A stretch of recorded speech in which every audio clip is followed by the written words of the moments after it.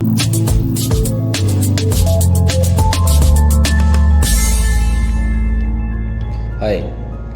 My name is Sumit Sabharwal. आज हम quickly एक छोटी सी इंपॉर्टेंट चीज़ देखते हैं। मार्केट जो है वो काफ़ी वॉलेटाइल है और अप एंड डाउन चल रही है, और जिन्होंने पिछले 6-8 महीने में म्यूचुअल फंड में या स्टॉक्स में पैसा डाला है तो उनको काफ़ी लॉस हुआ है।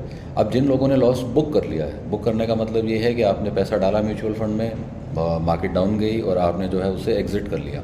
अब अगर आपने म्यूचुअल फंड में लॉस बुक कर लिया है तो आपको डरने की ज़रूरत नहीं है। लॉस भी कभी कभार जो है वो आपको फ़ायदा देता है। वो कैसे, आइए देखते हैं। तो अगर आपने 1 साल के अंदर लॉस बुक किया है तो इसको हम बोलते हैं short term capital loss.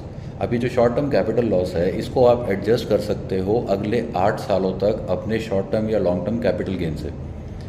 Okay, तो इसका मतलब ये है कि लेट से आपने 1 लाख रुपए डाले थे और आपकी जो है फंड वैल्यू रहेगी 70,000 और आपने जो है वहाँ से एग्जिट कर लिया, तो आपको 30,000 रुपये का लॉस हुआ।